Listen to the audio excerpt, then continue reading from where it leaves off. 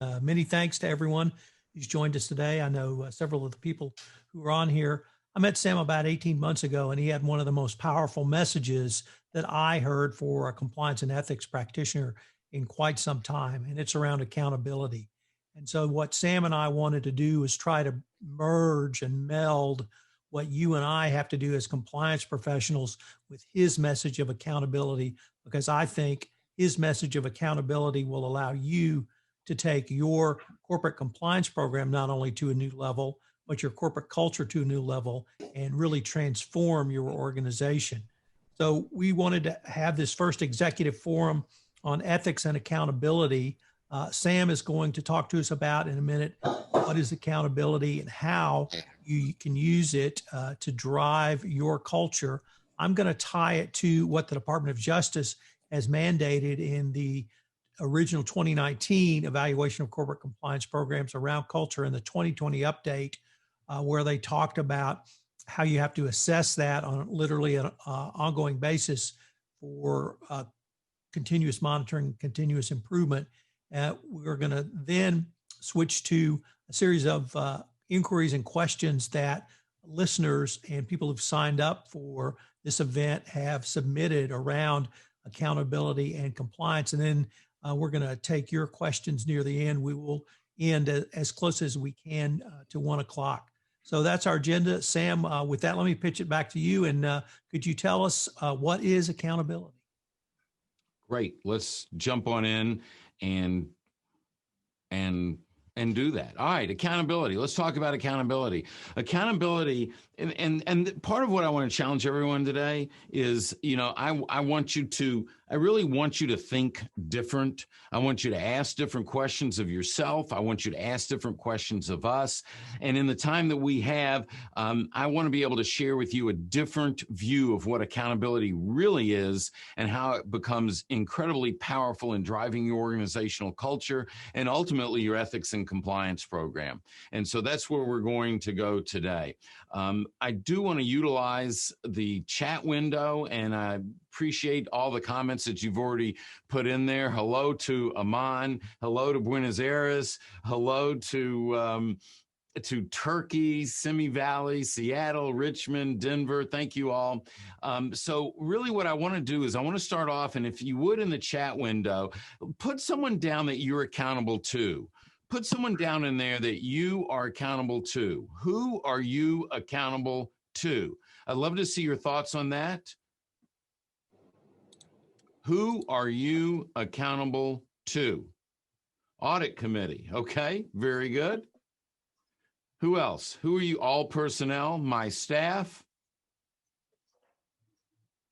Who else? Who are you accountable to? Accountable to our patients, every employee, my family. Thank you, Jay, for sharing that. Maha, my team. Very good. Therese, my MD. Irene, stakeholders. Greg, shareholders. Great. There's a difference between shareholders and stakeholders. Awesome. Executive management. Thank you, Preston. Appreciate that. Great. All right. Now let me ask you a different question. Who are you accountable for? Who are you accountable for? Now, put that in the chat if you would. Who are you accountable for? I'm accountable for myself. Very good. Myself, my team, and my own behavior. Thank you, Gay. My own actions from Greg. Heidi says myself. Irene, populations we serve. Okay. Claudio, owner of the company. Purpose and values of organization. That's not a who, that's a thing, but that's okay. I like your sentiment.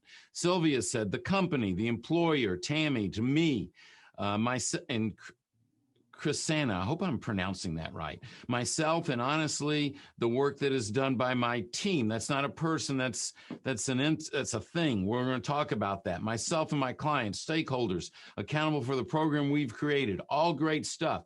Let me share this with you and let me bring clarity, because this is really key in setting the foundation of what accountability is. When you are accountable to someone, They are responsible for some aspect of your well-being. They affect your life beyond the surface level. When you are accountable to someone, they are responsible for some aspect of your well-being. They affect your life beyond a surface level. And so it might be that, let's say you're accountable to the CEO, because certainly they affect your life beyond a surface level. As a child growing up, I was accountable to my parents. Yes, they definitely affected my life beyond a surface level. They asked two things of me: keep my room clean and do my homework. I came through some of the time on that, but I was accountable to them. And then I asked you accountable for, and let's look at that. Accountable for. When you're accountable for someone, you are responsible for some aspect of another individual's well-being. You affect their life beyond a surface level. You affect their life beyond a surface level. And so it's the people that report to you. You have the ability to affect their life beyond a surface level. You are accountable for them. And that's really at the very core of what leadership is. It's taking the responsibility for the success of people, for their safety, for their well-being. And so accountability really drives at leadership. And there is a difference between accountable to and accountable for. I'll give you another example. My mother, she turns 93 today. And so I should give everyone her phone number so you could all call her and wish her happy birthday. And it would drive her nuts, but we're not going to go there. Anyway, she lives in independent living. She's in amazing shape for 93. My wife pays all her bills. I manage all her assets. I've gone from being accountable to being accountable for. And being accountable for is really a stewardship relationship. And so with her investments, her assets, if I make a mistake with mine, well, I'm not thrilled, but okay. But I cannot make a mistake with my mother's assets. They have to outlive her. I'm accountable for. Now, last little piece on this. If you're accountable to someone, that does not mean you're accountable for them. If you're accountable for someone, you are also accountable to them. And so you see that, happy 93rd birthday. I appreciate that, Claudio. You see, accountable for actually carries a higher level of significance than accountable to. And so it's important that we understand who we are accountable to and who we are accountable for. And when leadership steps up and understands that they truly are accountable for everyone in the organization, then they start to think different, they see their people different, and they make different decisions. So let's talk about what is accountability. What is accountability? Simplified, accountability is keeping your commitments to people. That's it. It's keeping your commitments to people. Now, the interesting thing is that we think that a commitment to show up on time, a commitment to get the report done, there's tactical commitments and there's relational commitments. The tactical commitments, show up on time, get the report done. That's important. Your job description is a list of tactical things that you are committed to do if you're going to keep your job. But relational commitments bind people together, and this is what creates true accountability. Accountability flows from leadership first to the people. It's not the other way around. The leader that expects their people to be accountable to them, but isn't first building accountability to their people, has it backwards. You see, accountability isn't something that we use to manipulate our people to do more. We do not hold people accountable. Holding someone accountable is like putting a gun to their head. Nobody wants that. And so really how accountability works is we inspire people to be accountable. Accountability is not standing up and saying it's my fault, it won't happen again. No, that's your responsibility. That's honesty. That's transparency. Accountability is building relationships with people and inspiring them to want to be accountable, to want to be their best. So accountability is keeping your commitments to people. We must answer, what is a commitment? And a commitment is no matter what. That's it. No matter what. And when we're dealing with relational commitments, it's critical that they are no matter what. So what are these relational commitments? Examples: a commitment to live the values of the organization as a leader, not just asking you to live them, but I'm going to live them. And not only that, I expect everyone to live them completely and fully the same. And that means that if you're the top salesperson, you don't get a pass on the values. Everyone lives the values. So a commitment to stand by you when all hell breaks loose. That's a commitment from the leader to their people, a commitment to it's all of us. That's a commitment that says, if you fail, I fail. If you succeed, I succeed. Too many leaders look at it the other way around. They say, if I succeed, you succeed. If I fail, you fail. That's not the way that it is. And there's 10 specific commitments that define what accountability is. And we're not going to get into all of those today, but I wanted you to have a feeling for that, because accountability is keeping your commitments to people. We're not talking about the tactical commitments. The tactical commitments that are spoken, like I'll get the report to you tomorrow, I'll be there at a certain time. We're talking about relational commitments that many times are unspoken. Okay. Last thing that I want to share with you. I've got this picture. Hopefully everyone's got this in speaker view so you can see the picture full screen. And when you look at this picture, I was sitting in the Frankfurt airport just before the pandemic broke out, and there's 5 airplanes there. And the thing is, all these airplanes are basically made by 2 companies. They're made by Airbus and they're made by Boeing. And they all get the jet fuel from the same place at this Frankfurt airport. They all get serviced by the same food company. Everything's the same. But if I was to ask you, if you were going on a long haul flight, in the chat window, the plane up front that says Star Alliance is Lufthansa. The plane right behind it that's passing from left to right is Emirates. The plane in the middle, all the way in the back, facing away, is United. You can't read the tail. In the back right, there's a plane with a white plane with a red maple leaf. That's Air Canada. And all the way back left with the red tail is EasyJet, a European commuter airline. Up front again is Lufthansa. Right behind it is Emirates. If you were flying long haul, which airline would you want to be on? Which airline would you want to be on? In the chat real quick. Emirates, I see. Thank you, Preston. Emirates, Therese, thank you. Emirates for Michael. Wow, we got a trend going here. Claudio, Lufthansa. Sylvia, Emirates or Lufthansa. Star Alliance, right. Emirates. Okay, Emirates. Let me tell you, you see, it's interesting. I asked this question to groups of people literally around the world. Many of the people that answer Emirates, which is always the number 1 vote getter, have never even flown Emirates.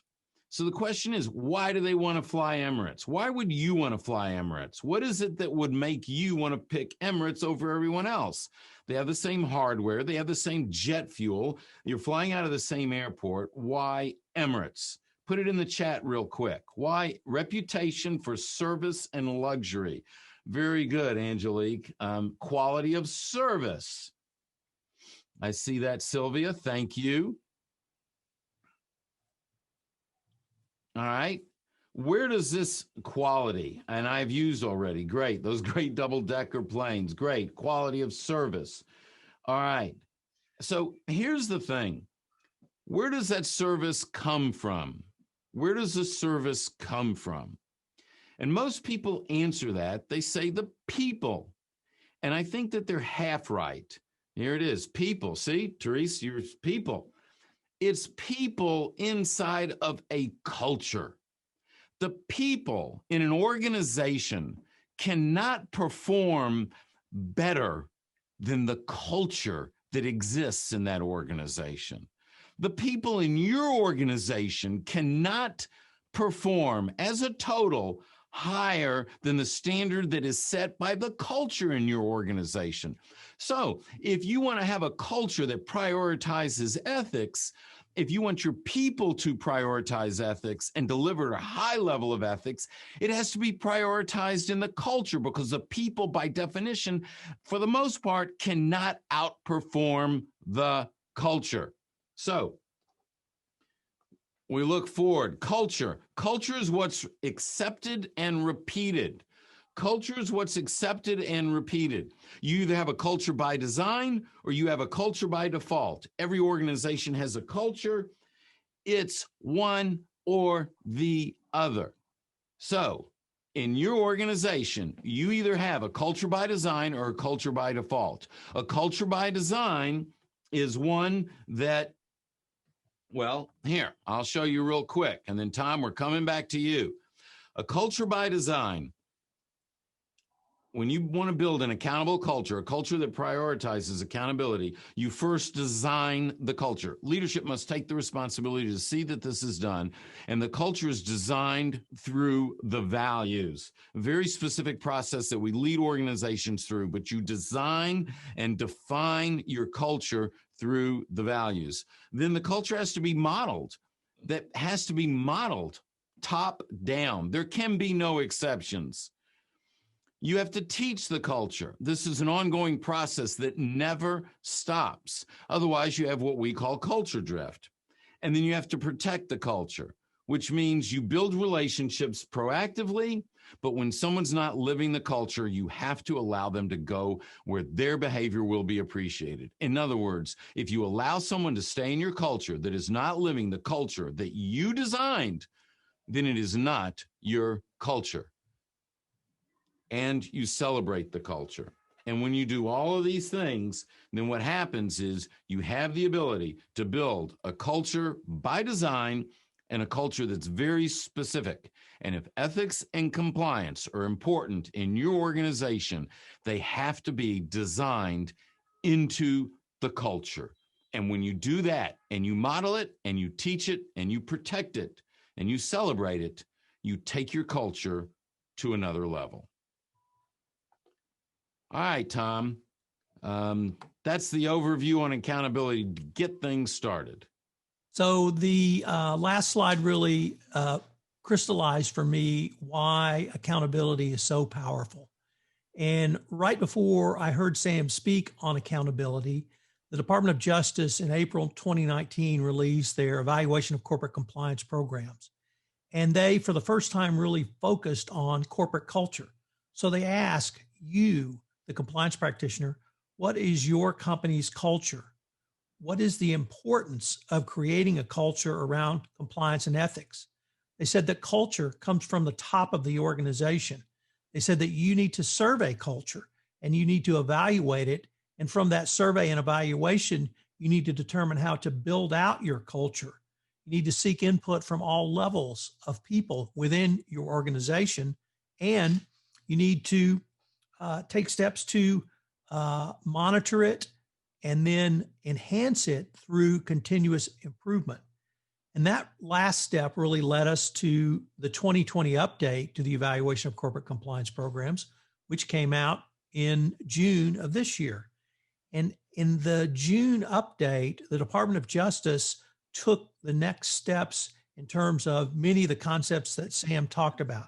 So they said that you have to have a periodic assessment of your culture, not simply to take an annual snapshot or a biennial snapshot of where you are, but do it almost on a continuous basis. So do you talk to your employees? How do you assess the culture? How do you determine if in the age of coronavirus and COVID-19, when everyone's working from home, how do you determine if the culture is still as robust as it was?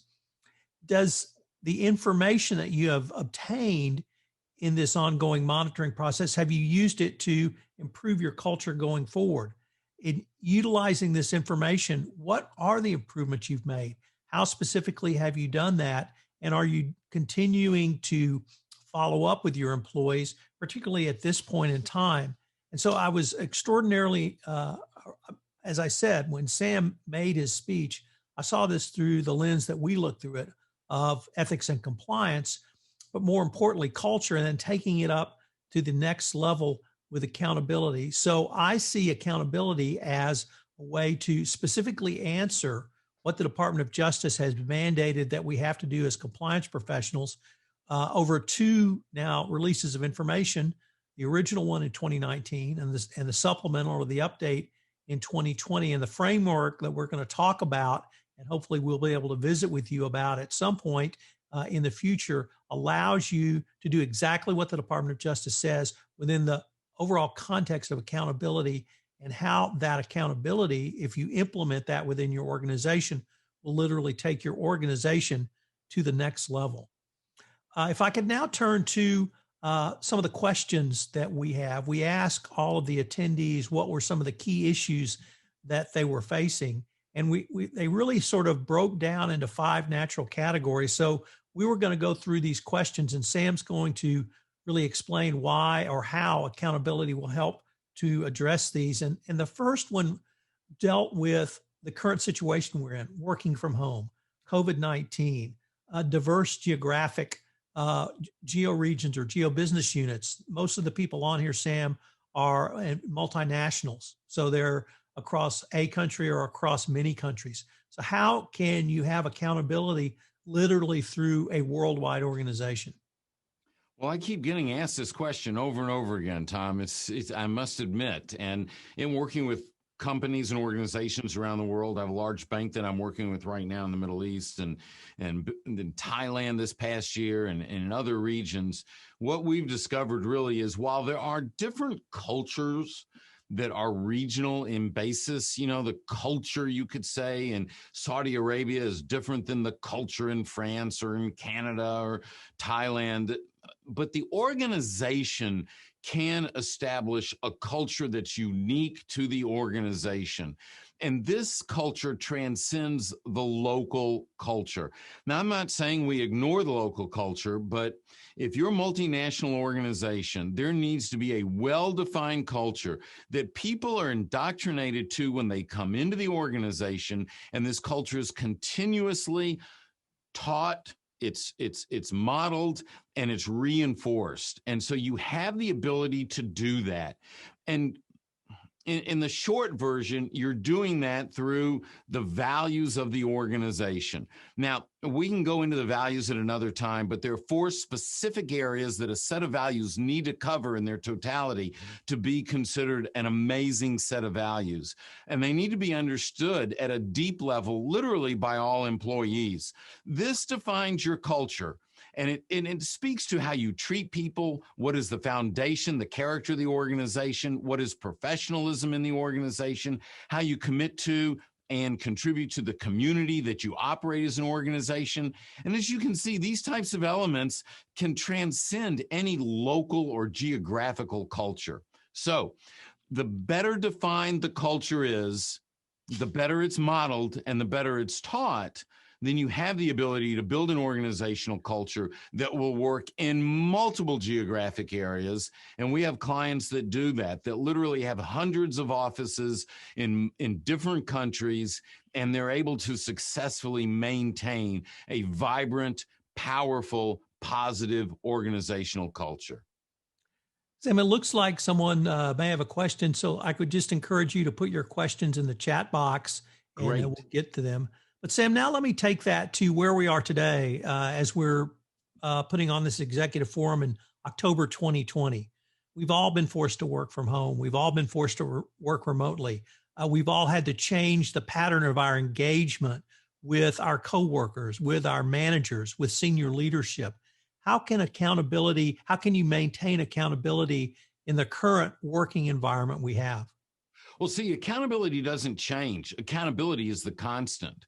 And so that's the good news, because when you build accountable leaders in an organization, they're better equipped to handle challenging times like this. The clients that we see that have the stronger organizational culture that actually prioritizes accountability are faring much better right now than those others that are trying to get back on track because the wheels have come off.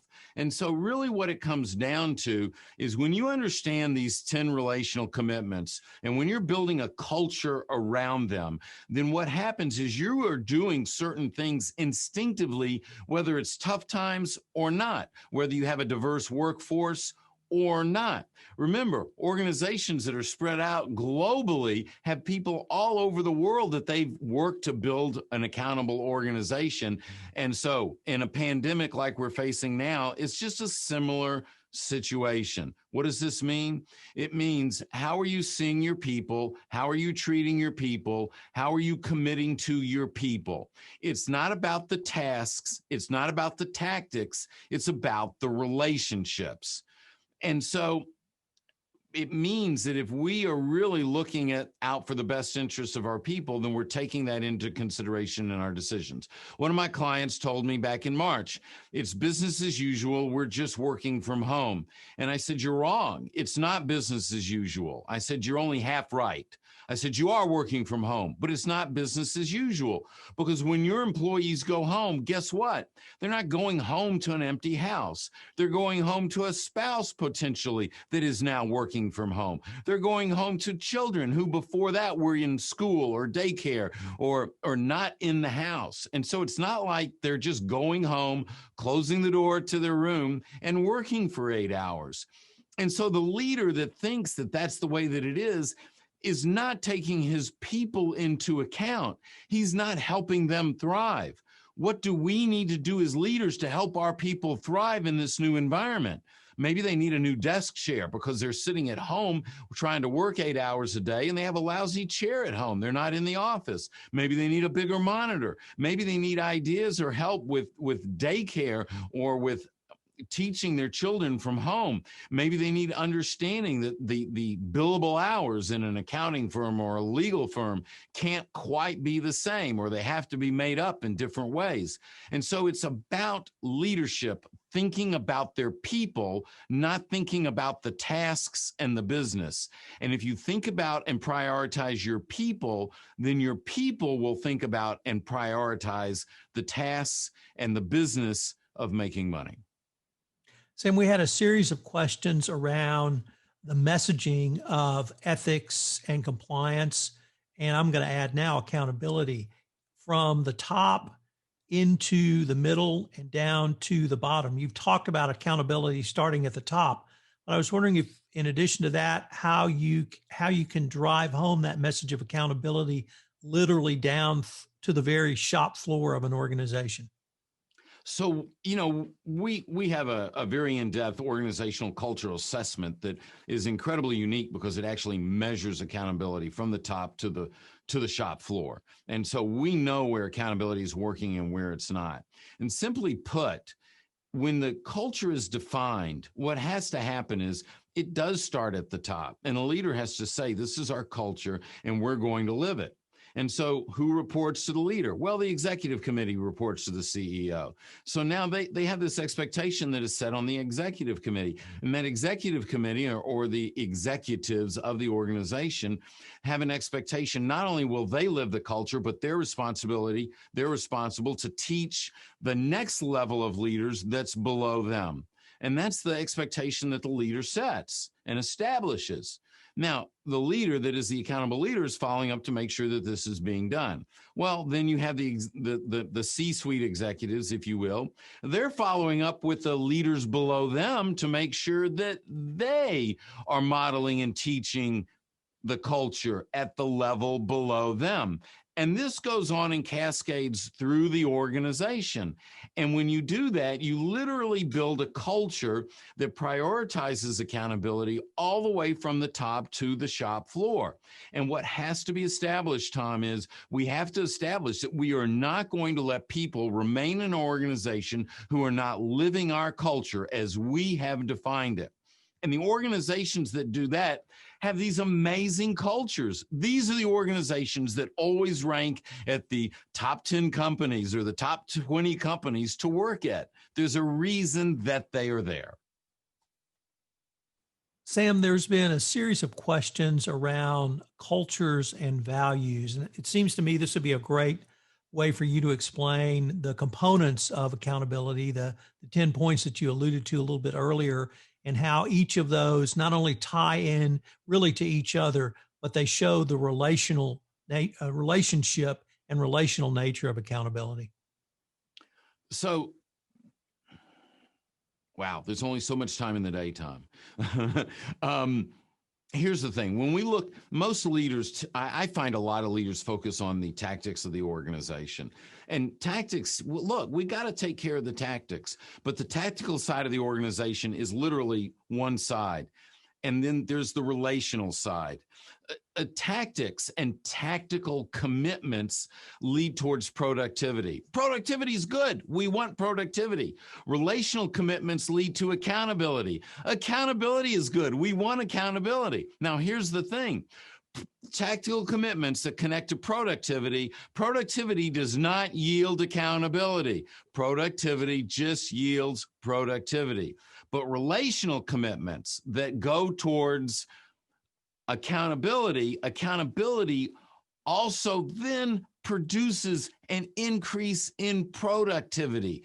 That's why the organizations that swing their focus from the tactical side to the relational side of the business, they grow accountability and they grow productivity. So what does this look like? It looks like this. Instead of leaders focusing on the problem, leaders focus on the people. The culture is set up around people. Values are not based on things. They're based on people. And so when leadership understands the difference between policy and values, then what happens is they realize that values are about people, honoring people, serving people, doing what's right by and for people. Then what happens is they create this environment where people would never want to let their leader down.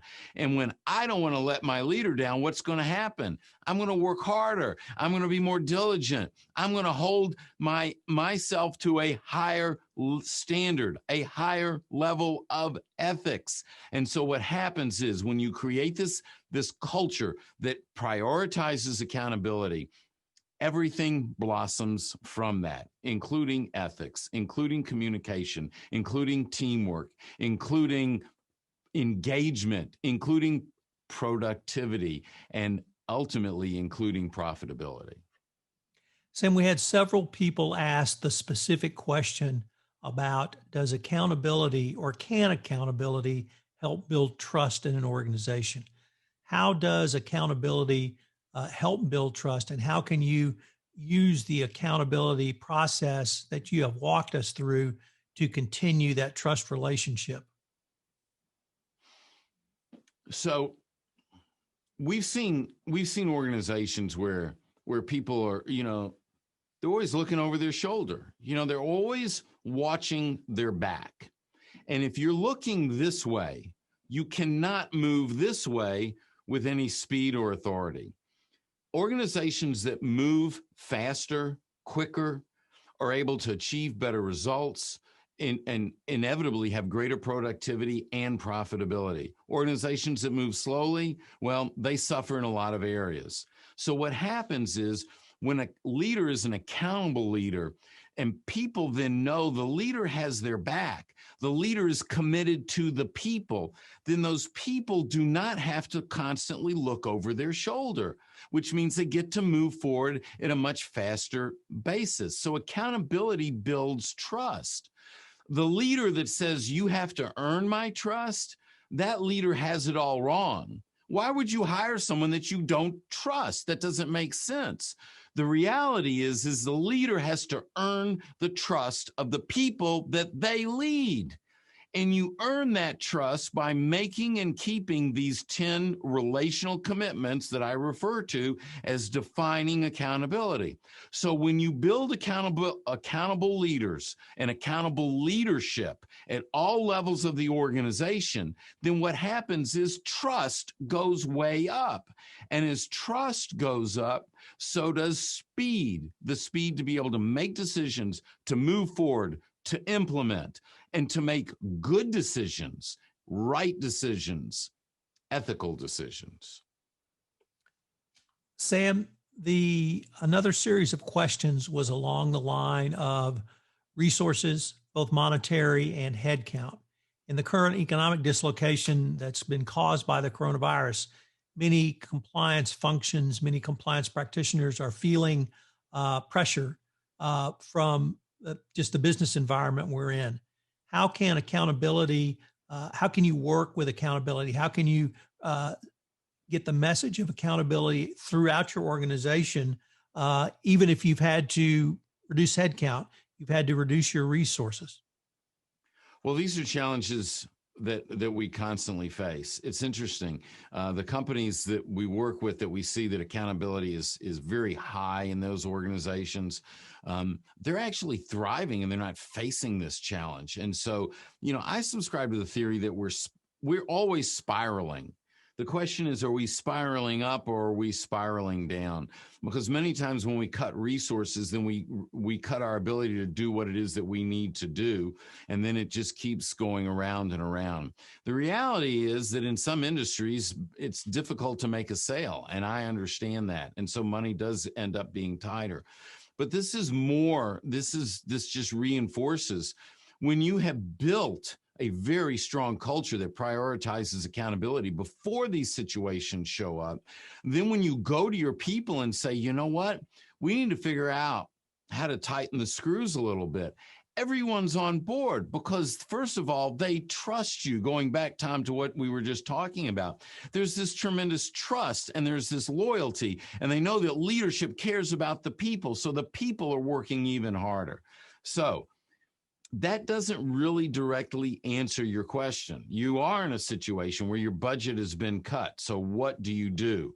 Well, I think the first thing you have to do is you have to assess where accountability is strong and where accountability is weak in the organization. And then we map out a plan of how do we address those issues? How do we increase accountability through the organization based on whatever budget is in place? But we have to be able to get buy-in from leadership. It has to start at the top, because if top leadership undermines the initiative to build a culture that prioritizes leadership, then it is literally impossible to do that at the best possible level throughout that organization. Sam, as you know, the social justice movement has really come to the fore in 2020 in a way that we have not seen before.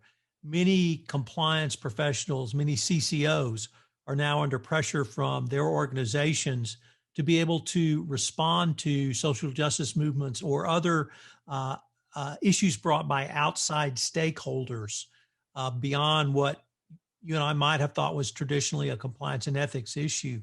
How can accountability impact a company dealing with social justice movements such as diversity, equity, and inclusion within an organization? Well, Tom, this fits hand in glove, because in an organization that is truly designing a culture that prioritizes accountability, they're doing it through the values. And we look at this all the time. Remember, I said there's 4 specific areas that those values must connect to if they're going to be a great set of values that produce for that organization. And a lot of organizations have values and they say, yeah, I've heard this before. But if they allow people to stay in the organization, then those that aren't living the values, then they don't have those values. They're literally words on a piece of paper. And just because someone has values on their website doesn't mean the values are in the people. But when you have values that connect to communication and relationship, connect to character, that these are foundational values that define the character of the organization, that connect to how you serve your community. If they're real values, if they are really values, which means they are being lived. Because when we come into an organization, Tom, one of the questions you and I are going to ask, where are these values showing up? If there's no evidence and proof that they're showing up, they're not your values. But when you have those values well defined, you know what you believe as an organization, those values are being lived by your team, then the issues, Tom, that you just mentioned, those are natural naturally gravitated towards and dealt with in a way that is responsible, that attracts people who want to be a part of an organization that deals with those issues. And those organizations move on to make an impact in the communities they operate. And when you build this type of culture within an organization, it positions you to attract and retain the best people. If you have the best people, you win. And that culture becomes known in the communities that you operate. And people want to do business with you. They want to come to you. And so everything that you talked about is something that's facilitated by an organization that knows how to get it right with regards to their culture. Sam, in the compliance and ethics world, probably more compliance, a key issue is always third parties or stakeholders outside the organization. Can accountability work with third parties, such as those on the sales side of your organization, or perhaps even those in your supply chain? Well, the way we look at accountability, when this culture is being lived properly, what we're teaching is it impacts everyone. And so that's why we look at defining relationships internal to the organization and external. You can't just, a lot of companies just look at customer service. Oh, we got to have better customer service. We got to improve customer service. Well, the reality is that you can never give your customers a greater experience than your people inside have. And it's your culture that's going to determine the experience that your people inside have. And let me tell you, if that experience is proven to be amazing and you extend that experience to your supply chain, then what happens is you become preferred clients for your suppliers. And I've owned businesses. I've owned a business where there were deficiencies in the supply chain. When I owned a window and door manufacturing company, there was glass shortages. Now, I don't know, maybe you're smarter than I am, Tom, and we've proven many times that you are, and we've proven sometimes maybe you're not, but that's a discussion for another day. You can't make a window or door without glass. But yet we never ran out of glass in those days. We never ran out of glass, and that's because those suppliers wanted to do business with us. They wanted to do business with us because of the relationships that were in place, because we had a culture that fostered accountability. Sam, there's several things that the government suggests or even mandates that you do in a compliance program. I wanted to go through a couple of these to see if they really tie into how you not only design, create, but maintain accountability within your organization. So is accountability a sort of once an annual training per year, kind of a one and done? Is it ongoing? Is it constantly communicated? How do you suggest a company not only train on accountability, but continue the discussion throughout the year? As a runner and a former marathoner and someone that's run the Boston Marathon here in the United States multiple times, I wish I could have gone out and trained once and prepared myself for that, but it doesn't work that way. That training is literally 7 days a week. Even when I wasn't running, I was training because it impacted my diet. It impacted my sleep. It impacted a lot of things that I did. And accountability and culture is the same way. This is a constant, ongoing. If it's important to you, it's there every day. If someone is important to you, is the love in the relationship only there some days, or is it there every day? If you want to develop something in an organization, then you have to prioritize it, and the people have to see that it's important to leadership. And only then does it become important to them. Where the head goes, the body flows. So what we help organizations do is build ongoing systems that allow them to prioritize their culture and continue to work on a daily basis, even doing small things. It's not always large activities, but they measure where they are.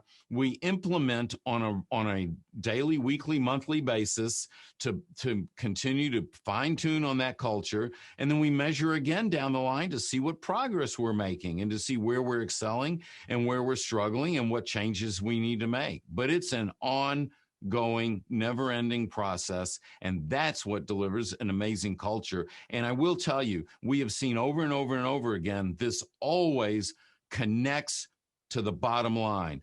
Companies that invest in their people, that invest in their culture, that build an amazing culture that prioritizes accountability and that ultimately will drive ethics and compliance will always outperform financially the companies that come up short.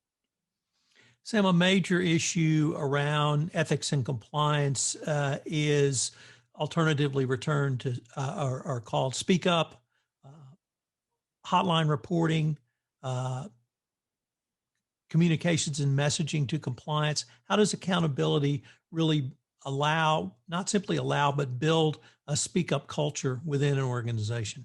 So what happens is one of the things that flows from a culture that inspires accountability, that prioritizes accountability, that's led by accountable leaders, is safety is improved. And now physical safety is improved, but that's not the safety I'm talking about. It's the emotional safety. And so the idea is there needs to be an environment where people felt heard, where they know they have a voice at the table, where they are valued. And when that's the case, then they're willing to open their mouth because there's no penalty for speaking up. And that is one of the strongest outflows from this culture that prioritizes accountability. And so you have to be able to, if you want to speak up culture, if you want an environment where people are going to open their mouth, it has to be based on accountability.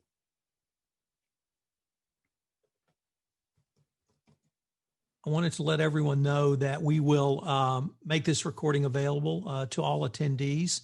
But Sam, I wanted to maybe ask you to give some final thoughts, what we might be able to offer some of or all of the attendees to this event, and what steps we can all take together to move forward in accountability. Well, and I appreciate that. And that's the key is, first of all, for everyone that's here today, thank you. I appreciate that. Tom appreciates that. We appreciate that. But the question becomes is how do we implement? How do we make a difference in the organization? Because that's the only real change that comes about is through that implementation. And the key here is I think the key really is what Tom and I do is tie your ethics and compliance program to accountability. What we've discovered is the real driver, and we know how to build that inside of a culture, and especially with the DOJ mandating the work that needs to be done on culture. So what I would recommend at this point, what we've decided that we're doing for those of you that are here today is simply this. We want to give you a 30-minute organizational cultural consult and be able to deep dive into those issues that you're facing and share one-on-one, because some of these things are personal and they're unique, and you need some advice on how to move forward. And so we're willing to give to you this 30-minute deep dive consultation with the hopes that we can share some specific ideas for you to move forward. Now, if you'd like to talk about how we can help you with that, we'd love to have that conversation. One of the best ways to start this journey is with our accountability assessment. The accountability assessment will allow us to help you measure accountability throughout your organization. And then either with you or with other leaders, we can have the conversation of where accountability is working, where it's not working. And then when they see it in black and white, it positions you to be able to make the decisions to get the budgetary requirements that you need to go about making the changes that you want to make.